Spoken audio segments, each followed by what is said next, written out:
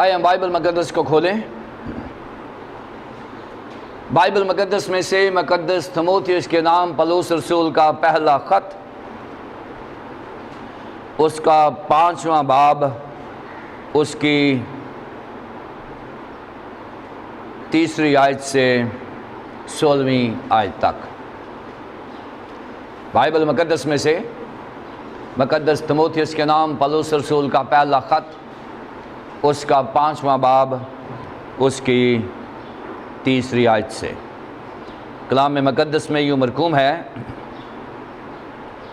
ان بیواؤں کی جو واقعی بیوہ ہیں عزت کر، اور اگر کسی بیوہ کے بیٹے یا پوتے ہوں تو وہ پہلے اپنے ہی گھرانے کے ساتھ دینداری کا برتاؤ کرنا اور ماں باپ کا حق ادا کرنا سیکھیں، کیونکہ یہ خدا کے نزدیک پسندیدہ ہے۔ جو واقعی بیوہ ہے اور اس کا کوئی نہیں، وہ خدا پر امید رکھتی ہے اور رات دن مناجات اور دعاؤں میں مشغول رہتی ہے، مگر جو عیش و عشرت میں پڑ گئی ہے وہ جیتے جی مر گئی ہے۔ ان باتوں کا بھی حکم کر تاکہ وہ بے الزام رہیں۔ اگر کوئی اپنوں اور خاص کر اپنے گھرانے کی خبر گیری نہ کرے تو ایمان کا منکر اور بے ایمان سے بدتر ہے۔ وہی بیوہ فرد میں لکھی جائے جو 60 برس سے کم کی نہ ہو اور ایک شوہر کی بیوی ہوئی ہو اور نیک کاموں میں مشہور ہو، بچوں کی تربیت کی ہو، پردیسیوں کے ساتھ مہمان نوازی کی ہو، مقدسوں کے پاؤں دھوئے ہوں، مصیبت زدوں کی مدد کی ہو اور ہر نیک کام کرنے کے در پہ رہی ہو، مگر جوان بیواؤں کے نام درج نہ کر، کیونکہ جب وہ مسیح کے خلاف نفس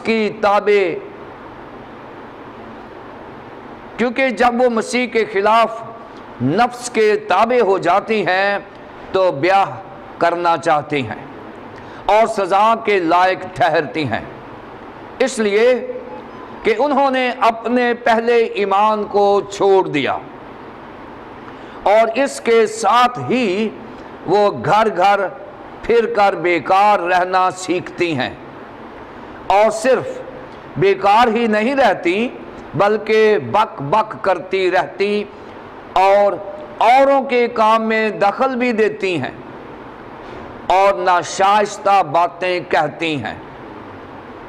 پس میں یہ چاہتا ہوں کہ جوان بیوائیں بیاہ کریں، ان کی اولاد ہو، گھر کا انتظام کریں اور کسی مخالف کو بدگوئی کا موقع نہ دیں، کیونکہ بعض گمراہ ہو کر شیطان کی پیرو ہو چکی ہیں۔ اگر کسی ایماندار عورت کے ہاں بیوائیں ہوں تو وہی ان کی مدد کرے اور کلیسیا پر بوجھ نہ ڈالا جائے، تاکہ وہ ان کی مدد کر سکے جو واقعی بیوہ ہیں۔ خدا کے کلام کے پڑھے اور سنے جانے پر خداوند کی برکت ہو، آمین۔ آئیے اس کے ساتھ ہم ایک اور حوالہ دیکھیں گے۔ اعمال کی کتاب کے 6 باب میں ابتدائی کلیسیا میں بھی یہ مسئلہ تھا، سو ہم چاہیں گے کہ اس کو بھی پڑھیں تاکہ ہم چرچ کی انڈرسٹینڈنگ کر سکیں۔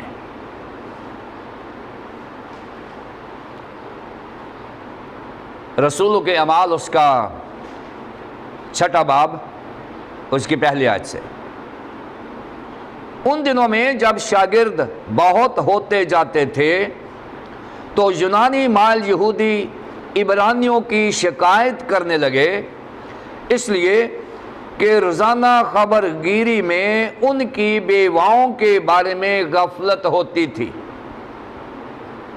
اور ان 12 نے شاگردوں کی جماعت کو اپنے پاس بلا کر کہا، مناسب نہیں کہ ہم خدا کے کلام کو چھوڑ کر کھانے پینے کا انتظام کریں، پس اے بھائیو اپنے میں سے 7 نیک نام شخصوں کو چن لو جو روح اور دانائی سے بھرے ہوئے ہوں کہ ہم ان کو اس کام پر مقرر کریں، لیکن ہم تو دعا میں اور کلام کی خدمت میں مشغول رہیں گے۔ یہ بات ساری جماعت کو پسند آئی، پس انہوں نے استفنس نام ایک شخص کو جو ایمان اور روح القدس سے بھرا ہوا تھا، اور فلپس اور پرخس اور نکانور اور تیمون اور پرمناس کو اور نکلاؤس کو جو نومرید یہودی انطاکی تھا چن لیا، اور انہیں رسولوں کے آگے کھڑا کیا۔ انہوں نے دعا کر کے ان پر ہاتھ رکھے۔ خداوند کے کلام کے پڑھے اور سنے جانے پر خداوند کی برکت ہو۔ ناظرین، پاسمانی خطوط کے تفسیری مطالعہ کے سلسلے میں آج ہمارا 14واں لیسن ہے، یعنی لیسن نمبر 14۔ پچھلے لیسن میں ہم نے ایک نئے حصے کا آغاز کیا تھا جو مقدس پولس رسول کا تیموتھیوس کے نام پہلا خط اس کے 5ویں اور 6 باب کی بات کرتا ہے۔ 5واں اور 6 باب جو ہے یہ ایک نئے حصے کو شروع کرتا ہے جس میں خاص طور پر کلیسیا میں 12 گروپس ہیں جن کو یہاں ایڈریس کیا گیا ہے کہ 12 قسم کے لوگ ہیں جنہیں چرچ کو یعنی کلیسیا کو یعنی چرچ انتظام کو ہینڈل کرنا ہے۔ اور پچھلی دفعہ ہم نے دیکھا تھا کہ بزرگوں کی بات ہو رہی تھی اور بزرگ خواتین کی بات ہو رہی تھی، نوجوانوں کی بات ہو رہی تھی اور نوجوان بیٹیوں کی بات ہو رہی تھی، اور مقدس پولس رسول نے پہلی 2 آیات میں بتایا تھا کہ کسی عمر رسیدہ کو ملامت نہ کر بلکہ باپ جان کر نصیحت کر، اور نوجوانوں کو بھائی جان کر، اور بڑی عمر والی عورتوں کو ماں جان کر، اور جوان عورتوں کو کمال پاکیزگی سے بہن جان کر۔ یہ 4 گروپس جو ہیں یہ ہم نے پچھلی دفعہ دیکھے تھے کہ کس طرح سے مقدس پولس رسول جو ہیں وہ ایک نوجوان خادم کی تربیت کر رہے ہیں اور کلیسیا کے لیے ایک معیار پیدا کر رہے ہیں کہ کلیسیا میں یہ جو لوگ ہیں خادم کی کیا ذمہ داری ہے کہ وہ بزرگوں کو جب ڈیل کرتا ہے تو کلیسیا میں اس کو باپ جان کر اس کو ہینڈل کرنے کی ضرورت ہے، اور اگر نوجوان یوتھ ہے تو اس کو بھائی جان کر، اور اگر خواتین ہیں جو عمر رسیدہ ہیں ان کو ماں جان کر، اور پھر جو نوجوان بیٹیاں ہیں بہنیں ہیں بڑی پاکیزگی کے ساتھ یہاں ذکر کیا گیا ہے کہ ان کے ساتھ ڈیل کر، اور اس کو چیلنج دیا ہے کہ بیٹا یہ تیری ذمہ داری ہے، اور یہ چیلنج مقدس تیموتھیوس کے لیے نہیں ہے، یہ چیلنج میرے لیے اور آپ کے لیے ہے۔ ہم جو پاسبان ہیں اور کلیسیائی خدمت کرتے ہیں، ہم اپنی بشارتی سرگرمیوں کے ساتھ ساتھ جو انتظامی سرگرمیاں ہیں ان کو بھی خدا خوفی میں، ہمارا جو چرچ کا انتظام ہے ناظرین یہ سیکولر سسٹم نہیں ہے، یہ بھی کلیسیائی انتظام ہے۔ کلیسیائی انتظام کو بھی خدا کے نظام کے نیچے چلانا ہے۔ اس کا یہ مطلب نہیں ہے کہ ہم چرچ میں تو پادری ہوں اور چرچ کے باہر جا کے بہت بڑے ایڈمنسٹریٹر بن جائیں اور ہر وقت ہم سختی کرتے رہیں اور ہم نے ہاتھ میں ڈنڈا پکڑا ہو اور تمام کلیسیائی انتظام کو ہم غصے کے ساتھ اور سختی کے ساتھ ڈیل کریں۔ نہیں، ہماری ذمہ داری ہے کہ کلیسیائی انتظام کو خدا کے نظام کے نیچے چلانا ہے۔ یعنی ہمارا جو اتوار ہے وہ 7 دن ہی اتوار ہوتا ہے، اس کا یہ مطلب نہیں ہے کہ اتوار والے دن تو ہم بڑے پادری بن جائیں اور جو باقی دن ہیں اس میں ہم ایڈمنسٹریٹر بنے رہیں، ناظم اعلیٰ بنے رہیں، یہ بات نہیں ہے، کیونکہ مقدس تیموتھیوس نے یہ بتایا ہے کہ بیٹا اتوار کو تو نے کام کرنا ہی ہے، اس دن تو اچھا بن ہی جائے گا، لیکن خادم کی ذمہ داری ہے کہ وہ دیگر دنوں میں بھی خادم بنا رہے۔ یہ مقدس پالوس رسول نے نصیحت کی ہے اور اس کو تنبیہ بھی کی ہے اور اس کو ہدایات بھی دی ہیں کہ بیٹا کلیسیائی نظام کو بھی خدا کے نظام کے نیچے چلانا ہے۔ اب 30 آیت سے 16 آیت تک جو گروپ ہینڈل کیا گیا ہے، جس کے بارے میں ہدایات دی گئی ہیں، وہ بیواؤں کا گروپ ہے، اور بیواؤں کے لیے 30 آیت سے لے کر 16 آیات تک مختص کیا گیا ہے یہ جو پیسج ہے۔ اس کا مطلب یہ ہے کہ بیواؤں کا انتظام کرنا کلیسیا میں کافی اہمیت کا حامل تھا، اور اس کا میں نے ذکر اعمال 6 باب میں بھی پڑھا ہے کہ اس وقت جو بیوائیں تھیں وہ کلیسیائی ذمہ داری تھی۔ ابتدائی کلیسیا میں بیوائیں جو تھیں ان کی ذمہ داری تھی۔ اس کے پیچھے سٹوری کیا ہے؟ سٹوری یہ ہے کہ یہ بیوائیں ڈیفینیٹلی یہ مسیحی بیوائیں تھیں، یہ مسیحی تھیں، اور ان کے ہسبینڈز کو یا تو اظہار ثانی میں قتل کر دیا گیا، یا ان کے اوپر زیادتی ہوئی، یا وہ اپنی طبعی موت مار گئے۔ اور یہ جو بیوائیں تھیں ان کے جو شوہر تھے وہ کلیسیائی انتظام کا حصہ رہے ہیں، اور اس لیے جو شوہر جو ہیں وہ کلیسیائی انتظام میں کام کرتے رہے ہیں، تو پھر لازمی ہے کہ یہ جو بیوائیں ہیں ان کو لک آفٹر کرنا، ان کو دیکھنا، یہ چرچ کی ذمہ داری تھی۔ آئیے اب ہم اس حصے کی تفسیر کریں۔ ہم اس کو تقسیم کریں گے، کیونکہ پیسج چھوٹا ہو یا بڑا ہو، اس کو تقسیم کر لیں تو اس کی سمجھ اور سمجھانے میں تھوڑی بہتری آ جاتی ہے۔ ہم جو 3 سے 8 آیت تک ہے اس کو تقسیم کریں گے کہ church responsibility of the videos, کہ بیواؤں کے لیے کلیسیائی ذمہ داریاں، یہ 30 آیت سے لے کر 8 آیت تک یہ ہمیں ملے گا، اور پھر 9 اور 10 آیت میں، 5ویں باب کی 9 اور 10 آیت میں ہمیں جو بیوہ کا معیار ہے، جو بائبل کے نزدیک بیوہ ہے، اس کے بارے میں بتایا گیا ہے، biblical merits of the widows۔ اور پھر 11 سے 16 آیت تک ینگ جو ویڈوز ہیں ان کے بارے میں بتایا گیا ہے، جو کلیسیا میں نوجوان بیوائیں ہیں۔ تو اس کا مطلب یہ ہے کہ بیوائیں جو ہے یہ ہمارا بڑا مضمون ہے، اور اس کے بعد ہم اس کو چھوٹا کر کے اس کو سمجھنے کی کوشش کریں گے۔ آئیے ہم پہلا حصہ دیکھیں جس میں لکھا ہوا ہے کہ کلیسیائی ذمہ داریاں ہیں بیواؤں کی، جو پاسبانوں نے اور کلیسیا نے مل کر دیکھنا ہے، 30 آیت سے لے کر 8 آیت تک۔ چرچ کی رسپانسبلٹی ہے، 30 آیت میں دیکھیں، یہاں لکھا ہوا ہے ان بیواؤں کو جو واقع ہی بیوہ ہیں عزت کر۔ اب ان کو دیکھنا ہے کہ جو بیوہ کے لیے لفظ ہے وہ ہے خیرہ۔ خیرہ وہ عورت ہے جس کے ہسبینڈ نے ایک مسیحی زندگی بسر کی اور وہ مر گیا، اور اس کے بعد یہ جو بیوہ ہے اس کو خیرہ یعنی ایک مسیحی خاتون ہے جس کا ہسبینڈ نہیں ہے۔ اور آپ جانتے ہیں کہ علیشا کے پاس بھی ایک کیس آیا تھا، اور اس نے کہا تھا کہ تیرا خادم میرا شوہر مر گیا ہے۔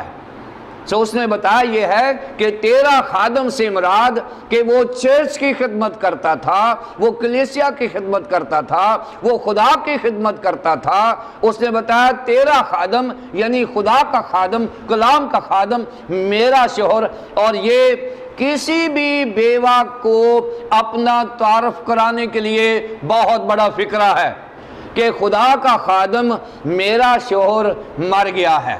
یہ بہت بڑا فکرہ ہے کسی بھی کرسچن بیوہ کو اپنا تعارف کرانے کے لیے کہ میرا خاوند جو ہے وہ کلیسیائی خادم تھا، وہ خدا کا خادم تھا، وہ کلام کا خادم تھا۔ اور یہاں پر یہ جو بیوہ پہلا لفظ ہے، یہاں 2 لفظ ہیں بیوہ کے لیے۔ پہلے ہے ان بیواؤں کو جو واقعی بیوہ ہیں. اب دیکھیں یہاں میرے لیے تھوڑی سی مشکل کا سبب ہے کہ ان بیواؤں کو جو واقعی بیوہ ہیں. اب اس کا مطلب یہ ہے کہ یہ سمجھنا کیا ہے اس سے کہ کیا کوئی ایسی بیوہ بھی ہے جس کا ہسبینڈ بھی زندہ ہو اور وہ بیوہ ہو؟ کوئی ایسی بھی بیوہ ہے؟ کیونکہ یہاں مقدس پالوس رسول نے لکھا ہے ان بیواؤں کو جو واقعہ ہی بیوہ ہیں. یہاں تھوڑا سا کنفیوژن پیدا ہو جاتا ہے کہ کہیں ایسا تو نہیں کہ کوئی ایسی خاتون آئی ہے جو بیوہ نہیں ہے اور اپنے آپ کو بیوہ کہہ رہی ہے. کہیں ایسی گڑبڑ تو نہیں ہے کوئی. لیکن ایسا نہیں ہے، ایسا نہیں ہے. اصل میں یہ جو بیوہ دوسرا والا ہے جو واقع ہی بیوہ ہے، اس کا یہ مطلب نہیں ہے کہ جس کا واقع ہی شوہر مر چکا ہے. یہ بات مطلب نہیں ہے اس کا. کیونکہ جو پہلا بیوہ ہے ان بیواؤں کو، یعنی ان عورتوں کا جن کا شوہر مرا ہوا ہے، اس کے بعد واقع ہی ان کا شوہر مرا ہوا ہے، ایسا ترجمہ بنتا ہے لیکن ایسا ہے نہیں ہے. میں بتانا چاہتا ہوں یہ کیا ہے. دوسرا جو بیوہ لفظ ہے یہ اس قسم پرسی کی بات کی گئی ہے، اس زندگی کی بات کہی گئی ہے جو جینے کے قابل نہیں ہے. جو دوسرا لفظ ہے وہ اس کی جو بیوہ کی جو سچویشن ہے، جو حالت ہے، وہ بیان کی گئی ہے. ان عورتوں کو جن کے خاوند مر چکے ہیں اور وہ قسم پرسی کی حالت میں زندگی بسر کر رہی ہیں. یہ جو دوسرا لفظ ہے واقع ہی بیوہ سے مراد یہ نہیں ہے کہ واقعی اس کا ہسبینڈ مرا ہو، یہ نہیں ہے، کیونکہ ہسبینڈ تو پہلے اس کا مرا ہوا ہے. وہ عورتیں جن کا ہسبینڈ مرا ہوا ہے اور وہ واقع ہی ان نیڈ ہیں، واقع ہی ضرورت مند ہیں، واقع ہی وہ اس سچویشن میں ہیں کہ ان کی مدد کی جائے. جو دوسرا لفظ ہے بیوہ، وہ ہسبینڈ مرے کی بات نہیں ہو رہی، اس کی اس حالت کی تصویر بنائی گئی ہے کہ وہ اب در بدر پھر رہی ہے، وہ قسم پرسی کی حالت میں، وہ واقعی بیوہ ہے. اس کے حالات جو ہیں وہ واقعی بیوہ ہیں. اس لیے یہاں بتایا گیا کہ ان بیواؤں کو جو واقعی بیوہ ہیں عزت کر. کلیسیا میں ان بیواؤں کو جن کا خاوند مر گیا ہے اور وہ قسم پرسی کی حالت بسر کر رہی ہیں، ان کی عزت کر. عزت کے لیے یہاں پر تماؤ لفظ استعمال ہوا ہے یہاں پر، اور تمیں جو ہوتا ہے اس کا مطلب ہے عزت کرنا. یہاں غور سے سنیں. تمیں جو ہے یہ ایسی عزت ہے کہ جو ایک کلاس روم ہے، بچوں کا امتحان ہوا اور ایک بچے نے فرسٹ پوزیشن حاصل کی، اور فرسٹ پوزیشن حاصل کرنے والے بچے کو جو عزت دی جاتی ہے، یہاں پر یہ لفظ استعمال ہوا ہے کہ جو واقع ہی قسم پرسی کی حالت میں ہے اس کی ویلیو کر، اس کی عزت کر، پبلک میں بھی اس کی عزت ہو اور اس کو فرسٹ پرائز دے. اپنی نگاہ میں، اپنی عزت میں اس کو فرسٹ پرائز دے، اس کی اہمیت ہو. وہ یہ نہ سمجھے کہ میرا ہسبینڈ مر گیا ہے اب میرا کوئی بھی نہیں ہے.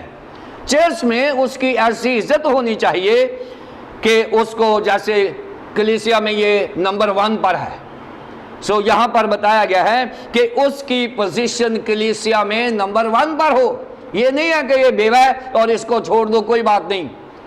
نہیں، یہاں پر مقدس پالوس رسول نے تیموتھیوس کو بتایا ہے کہ اے تیموتھیوس، وہ خواتین جن کے ہسبینڈز مسیح میں زندگی بسر کر رہے ہیں اور وہ مر گئے ہیں اور وہ واقع ہی بیوہ ہیں، یعنی وہ قسم پرسی کی حالت میں ہیں، ان کو نمبر 1 گن، ان کو پرائز دے، ان کی ویلیو کر، تاکہ وہ کلیسیا میں اپنے آپ کو اچھا عزت دار سمجھیں. اور یہ ایک بات ہے عزت کر، یہاں پر بتایا گیا ہے. اور اگر کسی بیوہ کے بیٹے یا پوتے ہوں تو وہ پہلے اپنے ہی گھرانے کے ساتھ دینداری کا برتاؤ کرنا اور ماں باپ کا حق ادا کرنا سیکھیں، کیونکہ یہ خدا کے نزدیک پسندیدہ ہے.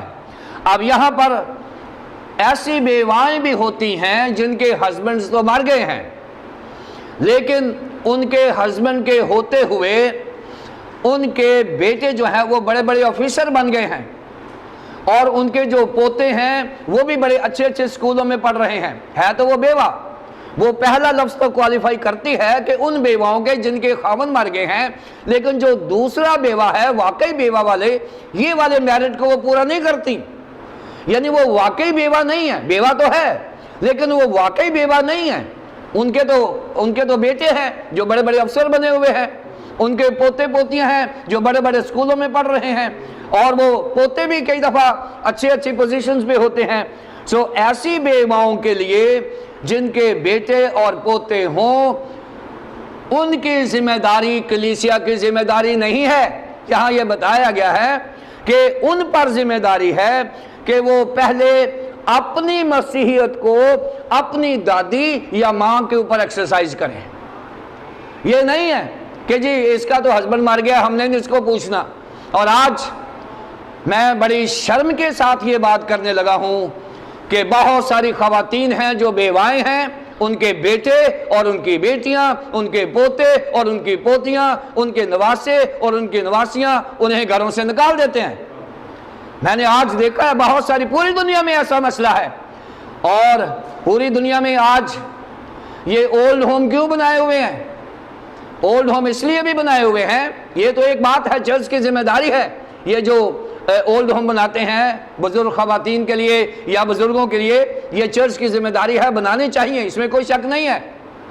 لیکن وہاں پر جو مستحق لوگ ہیں وہ نہیں ہوتے، وہاں پر وہ بزرگ اور وہ خواتین ہوتی ہیں جن کے بیٹے اور پوتے بڑے بڑے آفیسر ہیں۔ ایسی بیواؤں کو چرچ کی ذمہ داری نہیں ہے۔ پالوس رسول نے کہا ہے اس کو ان کے بیٹوں کے لیے نشان عبرت، اگر ایسی خاتون وہ اپنی عزت کے ساتھ نہیں رہ رہی تو پھر یہ اس کے بیٹوں اور پوتوں کے لیے چیلنج ہے کہ وہ اپنی ماں کو یا دادی نانی کو سنبھالیں۔ کیوں؟ اس لیے کہ اگر وہ گھرانہ کرسچن ہے، یہاں پر بتایا گیا ہے کہ وہ پہلے ہی گھرانے کے ساتھ دینداری کیا ہے؟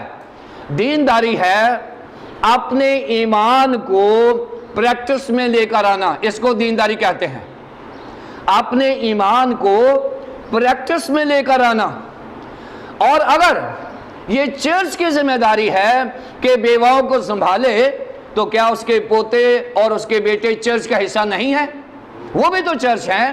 سو یہاں پر بتایا گیا ہے کہ یہ ان کی ذمہ داری ہے کہ اس کے بیٹے اور پوتے جو ہیں وہ اپنے ایمان کی پریکٹس کریں۔ اور اگر آپ یعقوب کا خط اس کے پہلے باب کی 27ویں آیت دیکھیں تو وہاں پر لکھا ہوا ہے کہ اگر کوئی اپنے آپ کو دیندار سمجھے، اگر کوئی اپنے آپ کو دیندار سمجھے تو یتیموں اور بیواؤں کو دیکھ بھال کرے، ان کی نگہبانی کرے، ان کی حفاظت کرے، ان کو لک آفٹر کرے۔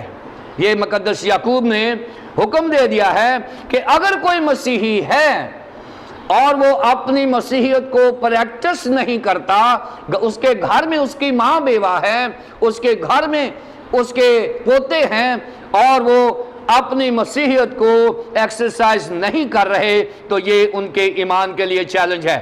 جو مقدس پالوس رسول نے کہا ہے کہ اپنی دینداری کی پریکٹس کریں، یعنی اپنے ایمان کو عمل میں لائیں، اور ان کی ذمہ داری ہے کہ وہ سنبھالیں۔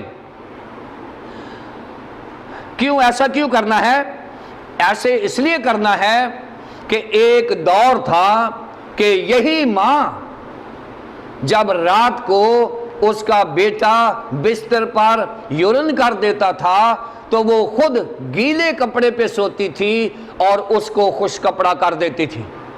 یہی ماں اس کو سکول لے کر جاتی تھی اور سکول سے لے کر آتی تھی۔ یہی ماں اس پر جان نچھاور کرتی تھی۔ یہی ماں اس کو براٹ اپ کر رہی تھی، اس کو بہتر تعلیم دے رہی تھی۔ جو کچھ وہ کر سکی اس نے کیا، اور یہ موقع ہے کہ آپ اپنی ماں کو ریٹرن کر سکتے ہیں۔ جب اس کا ہسبینڈ نہیں ہے، آپ کا باپ نہیں ہے، تو لازمی ہے کہ آپ اپنی بیوہ ماں کو اس طرح سے اس کی دیکھ بھال کریں کہ وہ اس کو ریٹرن کر سکیں، آپ کے ایمان کی ایکسرسائز بھی ہو اور آپ کی ذمہ داری بھی پوری ہو، کیونکہ اس نے بھی تو آپ کے لیے کیا ہے۔ اب آپ کی ذمہ داری ہے کہ آپ جو بیٹے پوتے پوتیاں ہیں وہ اپنی ماما کی یا دادی کی دیکھ بھال کریں۔ پھر اگر آپ استثناء 14 باب کی 29 آیت میں دیکھتے ہیں تو وہاں پر اس عمل کو خدا کا پسندیدہ عمل گردانا گیا ہے۔ اور خدا کا پسندیدہ عمل کیا ہے؟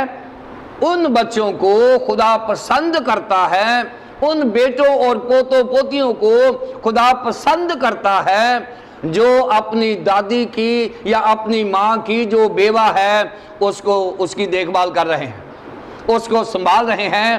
بائبل مقدس میں اس کو اپریشیٹ کیا گیا ہے، اس کو پسند کیا گیا ہے۔ کیوں؟ اسی سے دینداری سے آپ کا ایمان ظاہر ہوگا، آپ کا پتہ چلے گا کہ آپ اپنی ماں کو بہتر طور پر لک آفٹر کر رہے ہیں، بہتر طور پر اس کے سنبھال رہے ہیں۔ خدا کے نزدیک یہ پسندیدہ ہے، اور اس کے عوض آپ کو خدا کتنی برکت دے گا اس کا کوئی اندازہ نہیں ہے کسی کو، اس کا کسی کو کوئی اندازہ نہیں ہے۔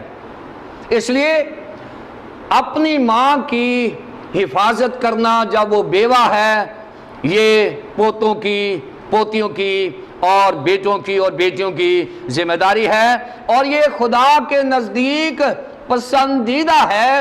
یہاں لکھا ہے ایک جگہ پر عبرانیوں 11 باب میں کہ بغیر ایمان کے خدا کو پسند آنا ناممکن ہے۔ یہ جو ایمان، غور سے سنیں، یہ جو ایمان پریکٹس میں آتا ہے اس کو دینداری کہتے ہیں، اور دینداری جو ہے اس وقت نظر آئے گی جب ہم اپنی ماں کو سنبھال رہے ہیں۔ یہ خدا کے نزدیک پسندیدہ ہے، اور یہ کلیسیا کی ذمہ داری ہے، اس کو یہ کرنا ہی کرنا ہے۔ 5ویں آیت، جو واقعی بیوہ ہیں، یہاں پھر دوبارہ سے 3 آیت والا لفظ آیا ہے۔ واقعی بیوہ سے مراد مقدس پالوس رسول اس بات پر زور نہیں دے رہے کہ چیک کرو کہ اس کا ہسبینڈ مرا بھی ہے کہ نہیں مرا، یہ مطلب نہیں ہے یہاں پر یہ ہے کہ جو واقعی بیوہ ہے، یعنی جو واقعی جس کا کوئی بیٹا نہیں ہے، جس کا کوئی پوتا نہیں ہے، یا جو کوئی بھی اس کا سہارا نہیں ہے، تو اس کے لیے مقدس پالوس رسول کا حکم یہ ہے جو واقعی بیوہ ہے اور اس کا کوئی نہیں، وہ خدا پر امید رکھیں۔ اب کلیسیا ذمہ داری آ گئی ہے، وہ خدا پر امید رکھیں، اور خدا پر امید رکھیں۔ اور اس کے بعد دیکھیں، اس کو میں پڑھتا ہوں پھر میں آپ کو بتاتا ہوں کہ کون سی ذمہ داریاں ہیں۔ اور رات دن مناجات اور دعاؤں میں مشغول رہیں، مگر جو عیش و عشرت پڑ گئیں وہ جیتے جی مر گئیں۔ جو واقعی بیوہ ہیں اور ان کا کوئی بھی نہیں ہے، ان کی امید صرف خدا ہے، اور رات دن مناجات اور دعاؤں میں مشغول رہتی ہیں۔ آپ جانتے ہیں کہ ایک بیوہ تھی 84 سال کی، آپ کے ذہن میں آ گئی کوئی بیوہ؟ آ گئی ہے؟ وہ رات دن روزے رکھتی اور دعا میں مشغول رہتی تھی۔ لوکا کی انجیل میں جب یسوع مسیح ہیکل میں گئے ہیں، وہاں ایک بیوہ ہے 84 سال کی جس نے 7 برس اپنے ہسبینڈ کے ساتھ گزارے ہیں، اور وہ کیا کرتی تھی؟ روزے رکھتی اور دعا میں مشغول رہتی تھی۔ یہ بائبل کی بیوہ ہے، یہ وہ معیار ہے بائبل کا۔ آج میں ان ماؤں سے مخاطب ہوں جن کے ہسبینڈز کو خدا نے اپنی بادشاہی میں بلا لیا ہے۔ یہ خوشی کی بات ہے کہ وہ خدا کی بادشاہی میں ہے، بری بات نہیں ہے۔ جب خدا کے لوگ خدا کی بادشاہی میں جاتے ہیں یہ خوشی کی بات ہے، لیکن ان ماؤں سے جو آج زمین پر ہیں وہ خدا پر امید رکھیں، اور اپنا بیوہ کا معیار دنیا کا نہ بنائیں، بائبل کا معیار بنائیں۔ اور بائبل کا معیار کیا ہے؟ وہ دعا میں مشغول رہیں اور خداوند پر امید رکھیں، اور مناجات، دعا بھی ہے اور مناجات بھی ہے۔ اب لکھا ہے کہ وہ رات دن مناجات اور دعاؤں میں مشغول رہیں۔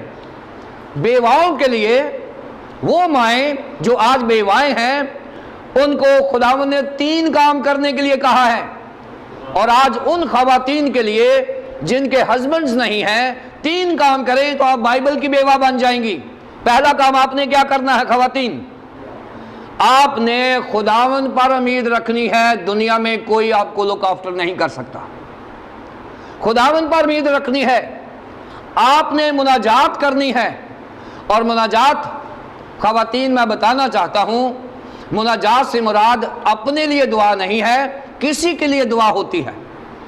مناجات جب ہم کہتے ہیں تو اس کا مطلب ہوتا ہے اپنے لیے نہیں بلکہ کسی کے لیے مراد اگر آپ چرچ میں ہیں تو آپ اپنے پاسبان کے لیے، اس کی خدمت کے لیے، ایلڈر صاحبان کے لیے، ان کی خدمت کے لیے، اور کلیسیا کے لیے، کلیسیائی مسائل کے لیے، اور کلیسیائی وسائل کے لیے، کلیسیا ترقی کے لیے، انجیل کی بشارت کے لیے آپ کا کام ہے خداوند پر امید رکھنا، نمبر 1۔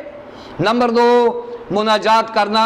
یہ میں ان ماؤں سے مخاطب ہوں جن کے ہسبینڈ خدا کے پاس ہیں، زمین پر وہ بیوہ ہیں، اس لیے لازمی ہے کہ وہ 3 کام کریں، وہ خداوند پر امید رکھیں اور دن رات مناجات کریں، اور تیسری بات وہ دعاؤں میں مشغول رہیں، یعنی وہ اپنی 24 گھنٹے کی روٹین بنا لیں کہ وہ دعا میں رہیں۔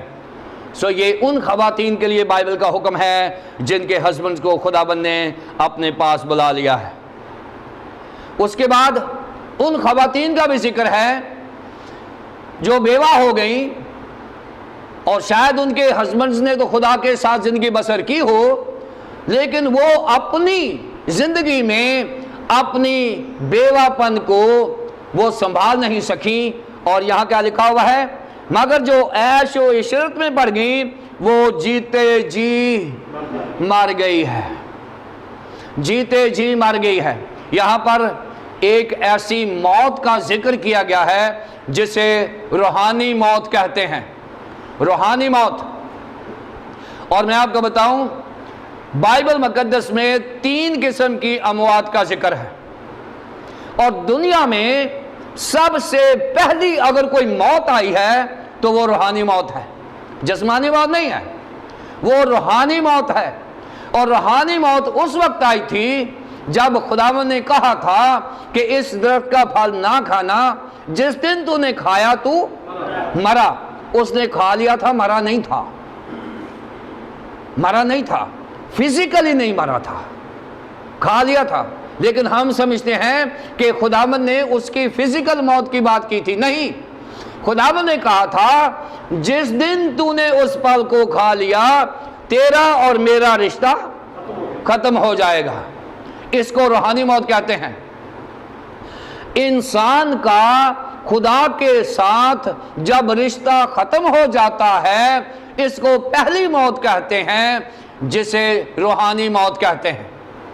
اور یہاں لکھا ہے کہ جو عیش و عشرت میں پڑ گئیں، یعنی وہ خواتین جن کے ہسبینڈ مر گئے، انہوں نے اپنی زندگی کو عیش و عشرت میں گزارنا شروع کر دیا، دنیا داری میں پڑ گئی، جسم فروشی میں پڑ گئی، غلط کاری میں پڑ گئی، اور انہوں نے اپنی زندگی کا نصب و لین عیش و عشرت بنا لیا، اور وہ جسمانی خواہشات کی تابع ہو گئیں۔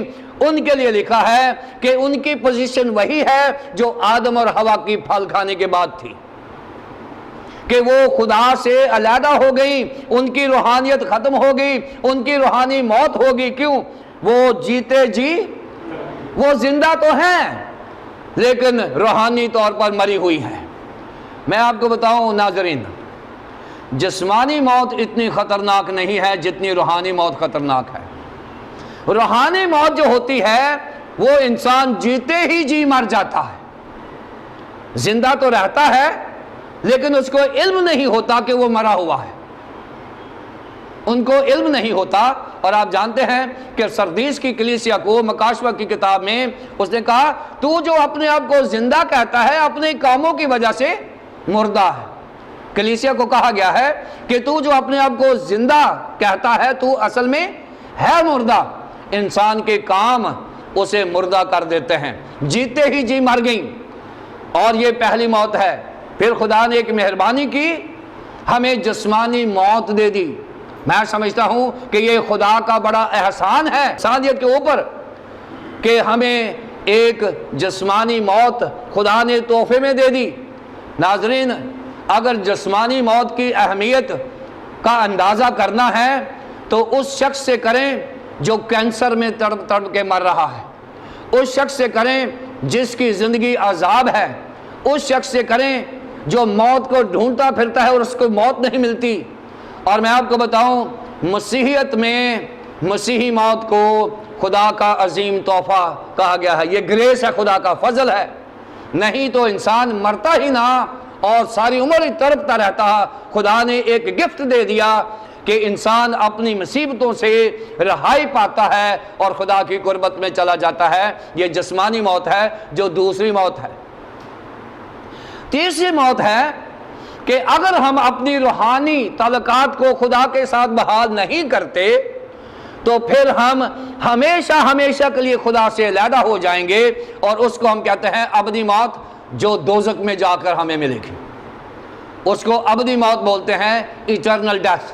سو تین اموات ہیں۔ یہاں پہلی کا ذکر ہے جو باغ عدن میں موت ہوئی تھی، ان خواتین کے لیے بتا دیا گیا ہے کہ مگر جو عیش و عشرت میں بیوائیں پڑ گئیں وہ جیتے ہی جی مر گئیں۔ میں بڑی معافی کے ساتھ ان بیواؤں کو جن کے ہسبینڈ مرے ہوئے ہیں، میں یہ کلام آپ کو دینا چاہتا ہوں، اگر آپ کی زندگی خداوند کے ساتھ نہیں ہے تو آپ روحانی موت کا شکار ہیں۔ خداوند کا کلام دعوت دیتا ہے کہ اب ہم واپس آ جائیں اور اپنے تعلقات کو بحال کریں، خداوند یسوع مسیح کو اپنا نجات دہندہ مانیں، تو یہ میری بہنیں اور مائیں واپس خدا کی بادشاہی میں اپنی زندگی بسر کر سکتی ہیں۔ ان بیواؤں کو ان باتوں کا بھی حکم کر تاکہ وہ بے الزام رہیں۔ خدا کے خادم مقدس پالوس رسول نے تیموتھیوس کو کہا ہے کہ ان بیواؤں کو حکم کر دے کہ وہ واپس آ جائیں اور اپنے الزامات سے کنارہ حاصل کریں۔ 7ویں آیت، اگر کوئی اپنوں اور خاص کر اپنے گھرانے کی خبر گیری نہ کرے تو ایمان کا منکر اور بے ایمان سے بدتر ہے، وہی بیوہ فرد میں لکھی جائے جو 60 برس سے کم کی نہ ہو اور ایک شوہر کی بیوی ہوئی ہو۔ 8ویں آیت، اگر کوئی اپنوں اور خاص کر اپنے گھرانے کی خبر گیری نہ کرے تو وہ ایمان کا منکر اور بے ایمان سے بدتر ہے۔ یہ 8ویں آیت ہے اور ہم نے 8ویں تک ہی رہنا ہے۔ یہاں پر ایک چیلنج دے دیا گیا ہے مسیحی خاندان کو، مسیحی خاندان کو جس کے گھر میں بیوہ ہے، کیونکہ یہاں پر مسیحی خاندان کو کلیسیا کا حصہ بنایا گیا ہے، اور مسیحی خاندان کی ذمہ داری ہے کہ وہ اپنے گھر میں اپنی ماں کو جو بیوہ ہے اس کو لک آفٹر کرے۔ اگر کوئی اپنوں اور خاص کر اپنے گھرانے کی خبر گیری نہ کرے تو ایمان کا منکر ہے۔ بیوہ کا خیال نہ کرنا ہمارے ایمان کا انکار ہے، اور یہاں بلکہ بتایا گیا ہے کہ صرف ایمان کا انکار ہی نہیں بلکہ وہ غیر مسیحی سے بھی بدتر ہے۔ اس کو مسیحیت کے حلقے سے نکال کر اس سے بھی بدتر قرار دے دیا گیا ہے۔ کس کو؟ جو اپنے گھر میں اپنی ماں کو یا دادی کو جو بیوہ ہے اس کو لک آفٹر نہیں کرتا۔ 9ویں اور 10ویں آیت ہم دیکھیں گے، اور یہ ہے biblical merits of the widow. biblical merits of the widow. 9ویں اور 10ویں آیت کہ بائبل کا معیار کیا ہے۔ لازمی ہے کہ ہم اس کو غور سے سنیں۔ وہی بیوہ فرد میں لکھی جائے جو 60 برس سے کم کی نہ ہو اور ایک شوہر کی بیوی ہوئی ہو اور نیک کاموں میں مشہور ہو، بچوں کی تربیت کی ہو، پردیسیوں کے ساتھ مہمان نوازی کی ہو، مقدسوں کے پاؤں دھوئے ہوں، مصیبت زنوں کی مدد کی ہو اور ہر ایک نیک کام کرنے کے در پہ رہی ہو۔ یہ بائبل کا معیار ہے۔ اب میں پھر سے ان ماؤں سے اور بہنوں سے مخاطب ہوں جن کے ہسبینڈز کو خدا نے اپنی بادشاہی میں بلا لیا ہے۔ اگر خدا نہ خواستہ آپ واقعی کلیسیائی ذمہ داری ہیں یا آپ مسیحی بیوہ ہیں تو پھر لازمی ہے کہ آپ میں بائبل کے مطابق 14 خوبیاں ہونی چاہیے۔ بائبل کے معیار کے مطابق بائبل کی بیوہ کے پاس 14 خوبیاں ہونی چاہیے، اور یہ جو خوبیاں ہیں یہ میں نے 5ویں سے 6ٹھی اور پھر 8ویں 7ویں 8ویں 9ویں اور 10ویں آیات میں سے لی ہیں، اور یہ پورے حوالے میں یہ خوبیاں ہمیں ملیں گی۔ پہلی بات یہ ہے کہ ایسی بائبل کی بیوہ جو ہے وہ بیوہ ہے جو واقعی بیوہ ہے، یعنی جس کا کوئی نہ پوتا ہے نہ پوتی ہے نہ بیٹا ہے نہ بیٹی ہے، وہ واقعی بیوہ ہے، یعنی ضرورت مند ہے، قسم پرسی کی حالت میں ہے۔ یہ پہلا معیار ہے کہ اس کا دیکھنے والا کوئی نہیں ہے، یہ پہلا معیار ہے۔ دوسری بات یہ ہے کہ وہ جنمن نیڈ میں ہو، وہ جنمن، وہ ڈیسولیٹ اور اپنی ضرورت میں ہو، اس کی جو حالت ہے وہ ایسی ہو کہ وہ واقعی بیوہ اس کو کہا جائے، وہ قسم پرسی کی حالت میں ہو۔ نمبر 3 جو خوبی ہے بائبل کی بیوہ کی وہ ہے وہ خدا پر امید رکھتی ہے۔ وہ لوگوں کو نہیں دیکھتی، وہ دیگر مردوں کو نہیں دیکھتی، وہ کسی کو اپنے وسائل کا سورس نہیں دیکھتی، وہ خدا کو بھروسہ کرتی ہے اور خداوند پر امید رکھتی ہے۔ چوتھی بات کہ وہ دعا میں وقت گزارتی ہے، زیادہ وقت اس کا خدا کے ساتھ گزرتا ہے۔ 5ویں بات کہ وہ پلیجر سیکر نہیں ہے، وہ کبھی بھی جسمانی خواہشات کے پیچھے نہیں جاتی۔ اور 6ٹھی بات یہ ہے کہ وہ بے عیب ہوتی ہے، وہ اپنے اوپر کسی کو انگلی نہیں اٹھانے دیتی۔ اور پھر 7ویں بات کہ وہ 60 سال سے اوپر ہے، وہ 60 سال سے نیچے نہیں ہے۔ بائبل میں کہا ہے کہ 60 سال کے اوپر کی جو بیوائیں ہیں وہ چرچ کی ذمہ داری ہے۔ اور پھر اس کے بعد لکھا گیا ہے کہ اگر اس کا ہسبینڈ مر گیا ہے ایک، تو یہ نہیں ہے کہ اس کے ہسبینڈ کے بعد اس نے 1-2 اور شادیاں کی ہوں۔ اور یہاں جو معیار ہے یہ وہی معیار ہے جو پہلا تیموتھیوس 3 باب میں بشپ کا اور ڈیکنز کا معیار ہے کہ اس نے ایک ہی بار شادی کی ہو اور پھر جا کے آپ اس بیوہ کو چرچ میں کر سکتے ہیں۔ اور پھر یہ 8ویں جو بات ہے کہ یہ بیوہ یہ نہیں ہے کہ جس نے اپنی زندگی میں طلاق لی ہوئی تھی اور بعد میں اس طلاق کی سچویشن میں اس کا ہسبینڈ مر گیا اور کہے جی اب میں بیوہ ہو گئی ہوں۔ جس نے ڈیورس کیا ہوا ہے وہ بھی بائبل کی بیوہ نہیں ہے، کیونکہ بائبل میں ڈیورس کو منع کیا گیا ہے۔ پھر یہ ہے جو 9ویں بات ہے وہ یہ ہے کہ اس کے اچھے کاموں میں ایک ریپوٹیشن ہو، ایک اس کا معیار ہو، اس کو لوگ ریسپیکٹ اور عزت کی نظر سے دیکھیں۔ اور پھر یہ ہے کہ اس نے اپنے بچوں کو بہتر طور پر لک آفٹر کیا ہو، اور اگر اس کے اپنے بچے نہیں تھے تو وہ جو یتیم بچے ہیں ان کو اس نے تھوڑا لک آفٹر کیا ہو، یہ بھی اس کا معیار ہے۔ اور پھر اس کے بعد وہ مہمان نواز رہی ہو، جب وہ اس کا ہسبینڈ تھا تو وہ مہمان نواز تھی، اپنے گھروں میں مسیحیوں کو اتارتی اور ایمانداروں کی وہ ریسپیکٹ کرتی اور انہیں سرو کرتی۔ اور پھر اس کے بعد اس نے مقدسین کے پاؤں دھوئے ہوں۔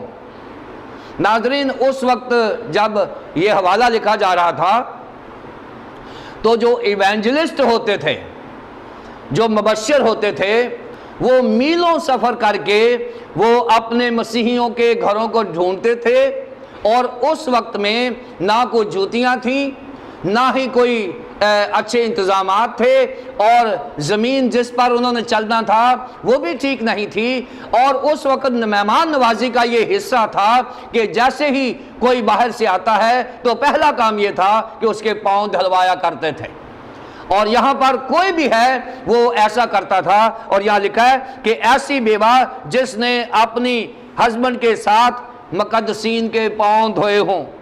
اس کے بعد وہ کسی بھی مصیبت میں کسی بھی ایماندار کے ساتھ اس نے مدد کی ہو، اس نے مشکل میں ان کا ساتھ دیا ہو۔ اور پھر اس کے بعد 14ویں ہے کہ وہ ہر ایک نیک کام کرنے میں دلچسپی لیتی ہو، اس کا کریکٹر ہو کہ وہ ہر کام وہ کرنا چاہتی ہے جس سے کلیسیائی ترقی ہو۔ یہ 14 خوبیاں ہیں ناظرین جو ایک بیوہ میں ہونی چاہیے جو بائبل مقدس کی بیوہ ہے۔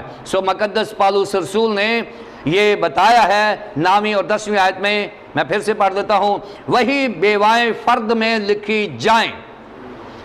اب یہ جو فرد میں لکھی جائیں ہے، یہاں پر ایک چرچ کا رجسٹر ہوا کرتا تھا جو بیواؤں کے لیے مختص کیا گیا تھا، اور ان بیواؤں کو چرچ کے ریکارڈ میں لکھا جاتا تھا جس کو فرد کہا گیا ہے۔ چرچ کا جو رجسٹر تھا بیواؤں کا اس میں لکھا جاتا، اور پھر یہ بھی خیال کیا جاتا ہے کہ یہ بیوائیں چرچ کے ساتھ منسلک ہو جاتی تھی، کیونکہ یہ چرچ سے وہ لیتی تھی، ڈونیشنز لیتی تھی، چرچ سے یہ اپنی سپورٹ لیتی تھی، اور یہ پھر کیا کرتی تھی، کوئی بیوہ ہے جو چرچ میں پھول لگا رہی ہے، کوئی بیوہ ہے جو چرچ میں کپڑے ٹھیک کر رہی ہے، کوئی بیوہ ہے جو چرچ میں فرنیچر صاف کر رہی ہے، کوئی بیوہ ہے جو چرچ میں چائے کی خدمت کر رہی ہے۔ یہ تمام کی تمام جو بیوائیں ہیں یہ چرچ کی منسٹریز میں کام کیا کرتی تھی، اور یہ یہاں بتایا گیا ہے کہ انہی کا نام لکھ لے، انہی کو رول میں کرنا جو چرچ کے ساتھ بھی خدمت کرتی ہوں، اور ان کی عمر 60 سال سے زیادہ ہونی چاہیے، اور پہلے میں نے بتا دیا ہے کہ انہوں نے ایک ہی بار شادی کی ہو، اچھے کام کرنے میں ان کی مشہوری ہو، بچوں کی تربیت کی ہو، پردیسیوں کے ساتھ مہمان نوازی کی ہو، اور مقدسوں کے پاؤں دھوئے ہوں، مصیبت زدوں کی مدد کی ہو، ہر ایک نیک کام کرنے کے در پہ رہی ہو۔ یہ وہ معیار ہیں جو بائبل مقدس نے ہمیں دیا ہے کہ یہ بیوائیں ہیں جو کلیسیا کی ذمہ داری ہے۔ اس کے بعد 11ویں آیت سے 16ویں آیت تک پہلے وہ بیوائیں ہیں جو 60 سال سے اوپر ہیں۔ 11ویں آیت سے 16ویں آیت تک جوان بیوائیں خدا نہ خواستہ کسی ایسی خاتون کا ہسبینڈ جو ابھی جوان ہے اس کا ہسبینڈ مر جائے، اور اس کے بارے میں بائبل مقدس کیا کہتی ہے، پڑھ لیتے ہم اس کو۔ مگر جوان بیواؤں کے نام درج نہ کر، جوان بیوائیں ہیں ان کو مقدس پالوس رسول نے کہا ہے کہ ان کو چرچ کے ریکارڈ پہ نہ لانا۔ کیوں؟ کیونکہ جب وہ مسیح کے خلاف نفس کے تابع ہو جاتی ہیں تو بیاہ کرنا چاہتی ہیں۔ اگر تو ان کو چرچ میں رجسٹر کر لے گا، کل کو اگر خاتون جو ہے وہ کسی غلط کاری میں چلے جاتی ہے تو وہ اس چرچ کی بدنامی ہوگی، اس کلیسیا کی بدنامی ہوگی کہ فلاں چرچ میں فلاں بیوہ جو ہے اس کی ریپوٹیشن غلط ہے۔ اور یہاں پر ایک بہت بڑا لیسن دے دیا گیا ہے مقدس پالوس رسول نے کہ خدا نہ خواستہ ایک ینگ بیوہ ہے، آپ نے اس کو چرچ میں رکھ تو لیا ہے اور کہیں نہ کہیں کوئی سکینڈل بنتا رہے گا، سو بہتر یہ ہے کہ اس کو چرچ کے ریکارڈ پہ نہ لا۔ لیکن اس کے بارے میں کیا تعلیم ہے؟ لکھا کہ اگر وہ اپنے نفس کے تابع ہو جائیں تو بیاہ کرنا چاہتی ہیں، کیونکہ نوجوان جو خاتون ہے لازمی بات ہے کہ اس کے جذبات ہیں، اس کی عکاسی یہاں پر کر دی گئی ہے کہ ہو سکتا ہے کہ اس کے جذبات کے اوپر یہ بات آ جائے اور وہ بیاہ کرنا چاہے، اور اس کے بعد اور سزا کے لائق ٹھہرتی ہے، اس لیے کہ انہوں نے پہلے ایمان کو چھوڑ دیا۔ اب دیکھیں،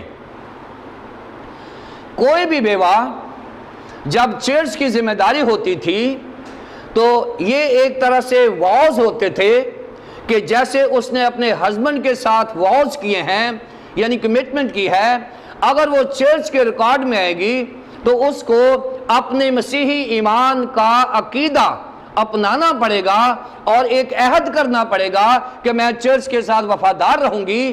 اور وہ کہہ رہا ہے کہ نوجوان بیوہ شاید اس واؤ کے اوپر کامیاب نہ رہ سکے، کیونکہ اگر اس کو ہم نے کمٹمنٹ لے لی ہے اور بعد میں اس کی دلچسپی کوئی بڑھ گئی ہے اور وہ شادی کرنا چاہتی ہے، تو یہاں لکھا ہے کہ اس کا مطلب یہ ہے کہ اس نے جو خدا کے ساتھ عہد کیا تھا کہ اب میں خدا کے ساتھ رہوں گی، وہ عہد کو توڑ رہی ہے۔ شادی کرنا اس کے لیے بری بات نہیں ہے، لیکن اس کا مطلب یہ ہے کہ اس نے جو کہا تھا وہ اس نے کر کے نہیں دکھایا، وہ اپنی کمٹمنٹ پہ نہیں رہی۔ اس لیے اس نے کہا کہ نوجوان بیوہ کو رجسٹر نہ کرنا، اس لیے کہ وہ اپنی کمٹمنٹ، یہاں ایمان سے مراد کمٹمنٹ ہے، ایمان سے مراد یسوع مسیح پر ایمان نہیں ہے، ایمان سے مراد خداوند یسوع مسیح کے ساتھ کمٹمنٹ جو اس کے ایمان کا نتیجہ تھی، اس کو اس نے چھوڑ دیا۔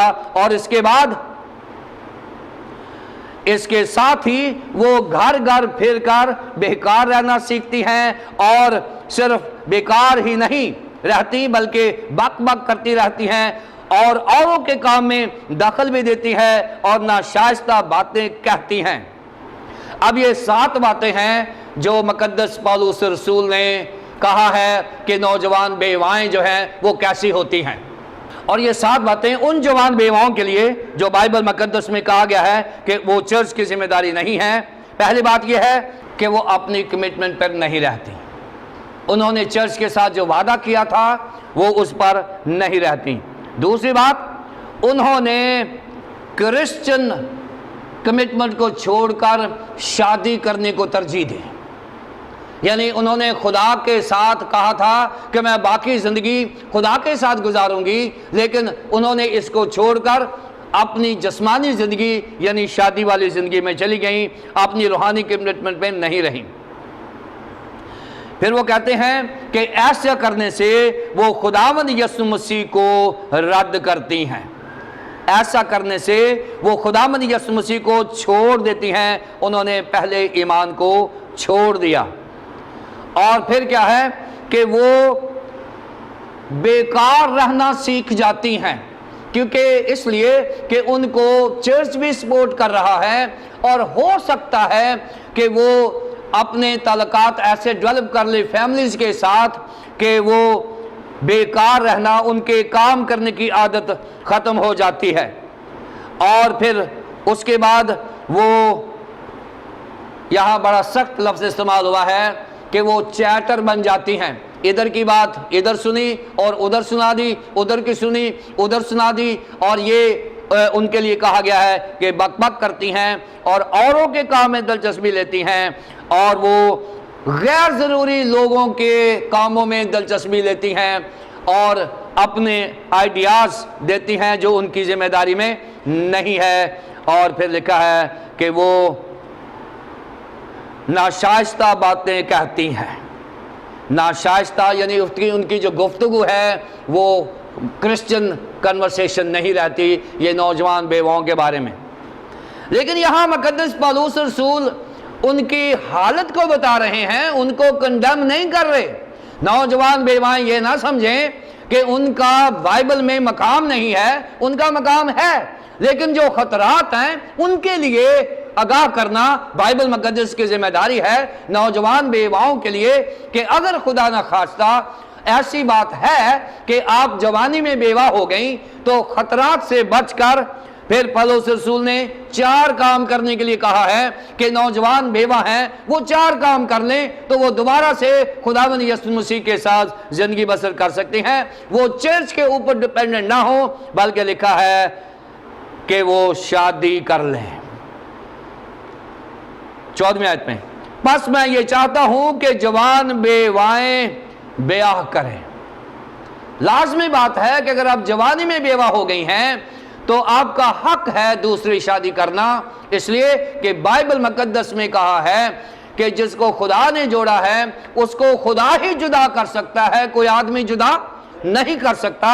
اگر خدا جدا کرتا ہے تو پھر خدا یہ بھی اجازت دیتا ہے کہ وہ جوانی میں دوسری شادی کر سکتی ہے اگر وہ واقعی ہی بیوہ ہے۔ پھر دوسری بات اس نے کہا ہے کہ ان کی اولاد ہو۔ یہ جو بیوائیں ہیں خداوند کی برکت ہے اولاد، وہ خداوند کی برکت کو حاصل کریں، جب شادی کریں گی تو پھر ان کی اولاد ہوگی، یہ بھی خدا کی برکت ہے جو نوجوان بیواؤں کے لیے کہا گیا ہے، ان کے اولاد ہو۔ اور پھر اس کے بعد گھر کا انتظام کریں، وہ اپنے پورے گھر کو انتظام کریں، اپنے ہسبینڈ کو لک آفٹر کریں، اپنے بچوں کو براٹ اپ کریں، اپنے ہاؤس ہولڈ میں دلچسپی لیں اور ایک نارمل مسیحی زندگی بسر کریں۔ یہ تیسری بات ہے۔ پہلی بات کہ وہ شادی کریں، بیاہ کریں، نمبر 2 ان کی اولاد پیدا ہو جو خدا کی برکت ہے، نمبر 3 وہ گھر کا انتظام کریں، اور نمبر 4 ابلیس کو موقع نہ دیں۔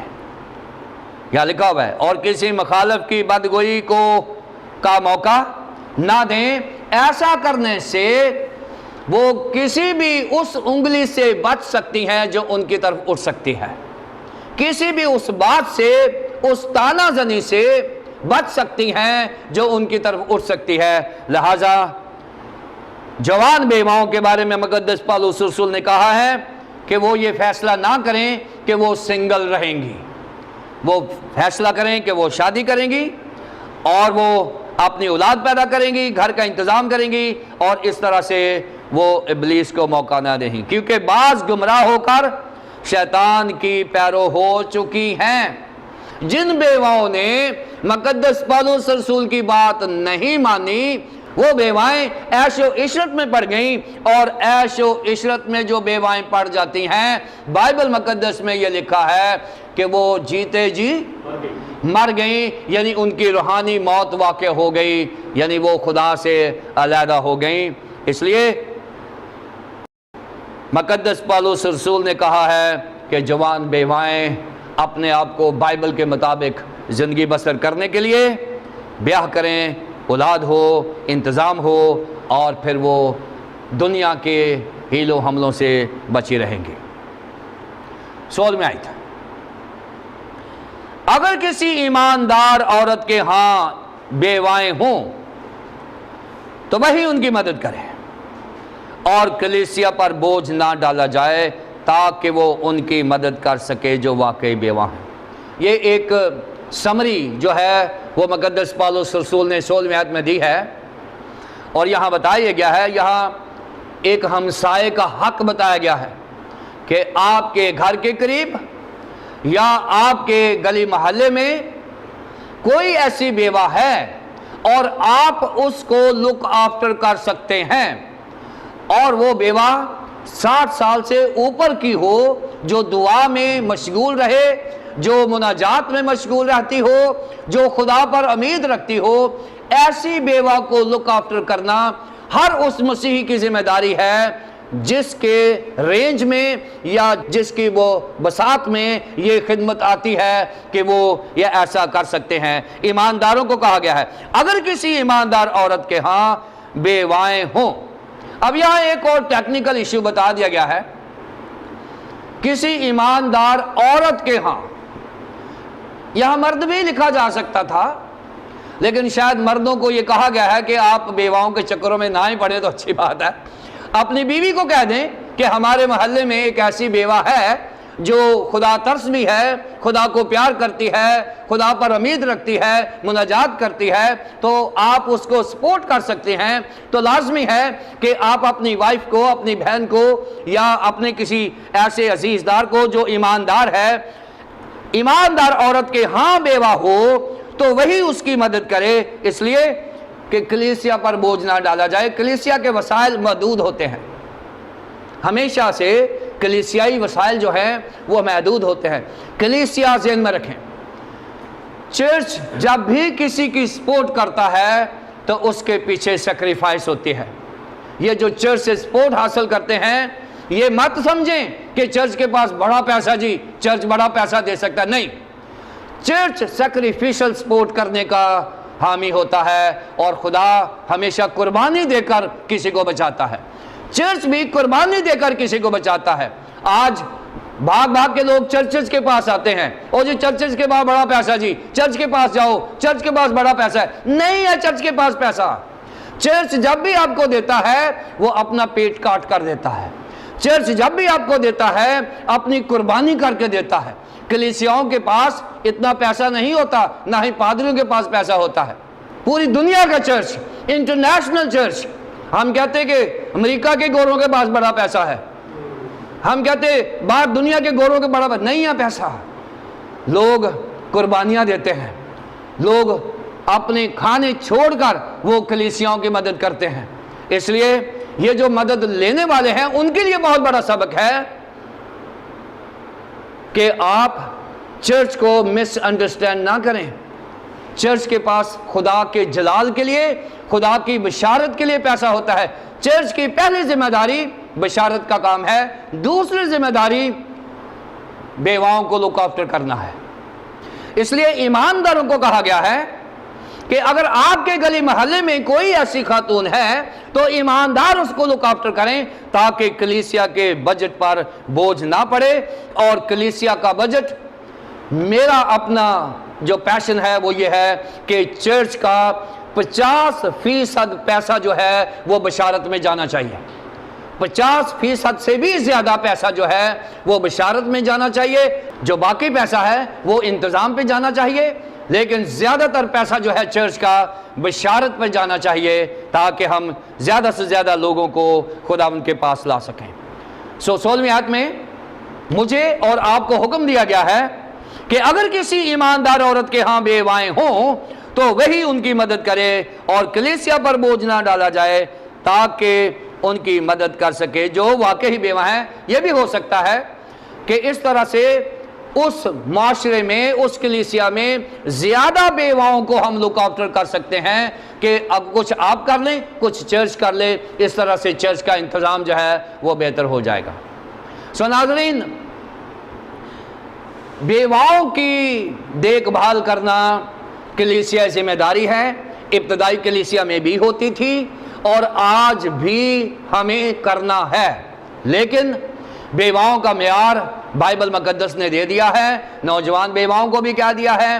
اب اس لیکچر کو سنیں اور بیواؤں کی مدد کرنے کے لیے ببلیکل میرٹس کو دھیان رکھیں، اور بائبل کے معیار کے مطابق جو بیوائیں پورا اترتی ہیں، ہماری ذمہ داری ہے کہ ہم ان کی ضرور ہیلپ کریں۔ یہ چرچ کی ذمہ داری ہے، اور وہ بیوائیں اپنی زندگی میں 3 کام کرتی رہیں جو خدا کے ساتھ لگی ہوئی ہیں۔ نمبر 1، وہ خداوند پر امید رکھیں۔ نمبر 2، وہ مناجات کرتی رہیں۔ نمبر 3، وہ دعا میں مشغول رہیں اور خداوند کی خدمت کرتی رہیں۔ خدا مجھے اور آپ کو ایسی خواتین کو سپورٹ کرنے کی توفیق عطا فرمائے جو بائبل کے معیار کو ٹچ کرتی ہیں۔ یہ کلیسیا ذمہ داری ہے۔ خدا مجھے اور آپ کو ایسا کرنے کی توفیق عطا فرمائے۔ آمین۔